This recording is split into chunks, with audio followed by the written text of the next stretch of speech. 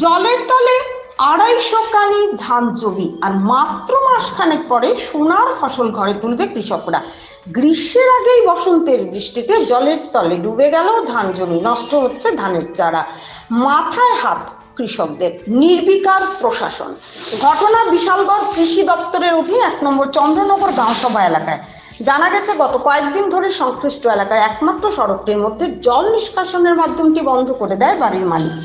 গৃহকর্তা দীপক দেবনাথের অভিযোগ, সারা মাঠের বাহিত জল তার বাড়ির ধারে দিয়ে বয়ে যাচ্ছে।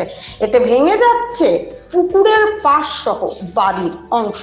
যদিও দীপক দেবনাথ সংশ্লিষ্ট পঞ্চায়েত প্রতিনিধিদের বিষয়টি জানিয়েছেন, তার দাবি পাঁকা ড্রেন করে জল নিষ্কাশনের ব্যবস্থা করা হোক, কিন্তু পঞ্চায়েত কর্তৃপক্ষ এতে কোনো আমল দিচ্ছে না। ফলে কৃষকদের চাষ করা ধানের জমি ধ্বংসের মুখে ধাবিত হচ্ছে।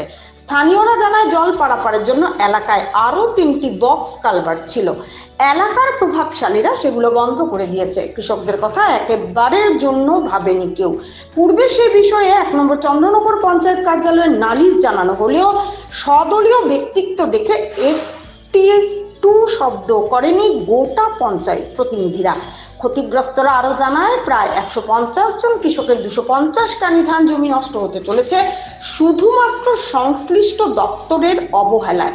পঞ্চায়েত কর্তৃপক্ষ একটু সুশাসনের পথে হাঁটলেই বেঁচে যাবে এলাকার চাষিরা। ঘটনার পরিপ্রেক্ষিতে ত্রিপুরা প্রদেশ কিষাণ কংগ্রেস সভাপতি হরিপদ দেবনাথের নেতৃত্বে ৫ জনের একটি প্রতিনিধি দল মিলিত হয় বিশালগড় মহকুমা শাসকের সঙ্গে।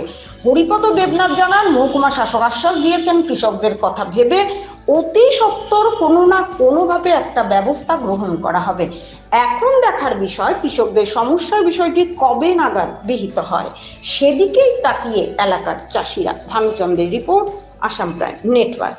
এই রাস্তার বিব্যা ইটা দিয়া জল ছাড়ে না, ওই সাপের খবর পর্যন্ত জল লাগিয়ে দিয়া। আপনার কি চান? কি চাই আমরা? চাই একটা বক্স কালভার্ট দাও, আরে কালভার্ট দাও, আর কি ঠিক আছে, বক্স কালভার্ট দাও, দিয়া ফাঁকা ড্রেন দিয়া করে দাও। পঞ্চায়েত জানতে চাইছে আমি জায়গা দিমু কিনা। আমি কইছি হ্যাঁ আমি জায়গা দিমু, কিন্তু জায়গা দিমু আমি যদি এটা পাকা ওয়াল করে, ২ সাইডে পাকা ওয়াল করে নেয় তাহলে আমি জায়গা দিমু। আর নইলে আমি এভাবে আমার ক্ষতি তো আমি স্বীকার করতে পারতাম না, কারণ ২ পাশে আমার জায়গা নষ্ট হইতেছে, ২ পাশে আমার ক্ষতি হইতেছে, এটা তো আমি মানতে রাজি না। আমি জায়গা দিতে রাজি আছি যদি পাকা করে লইয়া যায় জায়গা। মানে পঞ্চায়েত কি বলছে? পঞ্চায়েত আশ্বাস দিছে যে হয়তো বা তারা কথাবার্তা করবো। আপনার নাম? দীপক দেবনাথ। আমাদের বিশালগড় বিধানসভা এলাকার চন্দ্রনগর পঞ্চায়েতের একটা স্পটে, অর্থাৎ আমি ওয়ার্ড নাম্বারটা ঠিক কইতে পারতেছি না, তবে স্পটটা আমি চিনি, এটা আমাদের এলাকা। তো এখানে আমেদ আলী মিয়ার বাড়ির পাশে দিয়া একটা রাস্তা দক্ষিণ দিকে গেছে। দক্ষিণ দিকে এই রাস্তাটা যাওয়াতে এইখান দিয়া এই পূব দিকে যে জমিনগুলি, এই জমিনগুলির জল নিষ্কাশনের জন্য এই রাস্তার মধ্যে ৩-৪টা বক্স কালভার্ট আছে। ওই কালভার্টগুলির মুখগুলি বর্তমান শাসক দলীয় দুর্বৃত্ত বাহিনীর কিছু লোকে ওই কালভার্টগুলির মুখটা বন্ধ করে দিচ্ছে, যেই কারণে উপরের জলটা নিচের দিকে আর যাইতে পারে না। উপরে প্রায় ২০০-২৫০ কানি জমিন, এখানে প্রায় ১৫০-২০০ মালিক আছে এই জমিনগুলিতে। তাদের ফসলগুলি নষ্ট হইতেছে জলে ডুবিয়া, এতে তাদের বিরাট একটা সমস্যা। এখন কৃষকরা যদি তাদের ফসল ঘরে তুলতে না পারে, জল নিষ্কাশন না হয়, ফসল নষ্ট হয়, তাহলে তো ক্ষতিটা তো কৃষকের ভীষণ ক্ষতি হইতেছে। এর জন্য আমরা গতকাল এই আমাদের এসডিএম সাহেবের এখানে একটা মৌখিক ডেপুটেশন সাবমিট করছি। ওই ডেপুটেশনে আমরা জানাইছি সাহেবরে, এসডিএম সাহেবকে, যে উনি যাতে এটার মধ্যে একটা হস্তক্ষেপ করে। উনি কি আশ্বাস দিয়েছেন?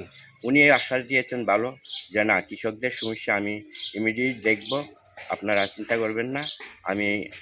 আমি যাবো না, আমার বিডুকে আমি ইনফরমেশন করতেছি, বিডুর স্টাফ নিয়ে ওইখানে যাইব, ভেরিফিকেশন করব। আপনার নাম? আমার নাম হরিপদ দেবনাথ। আপনি কি দায়িত্বে আছেন? আমি ত্রিপুরা প্রদেশ কিষাণ কংগ্রেস চেয়ারম্যান।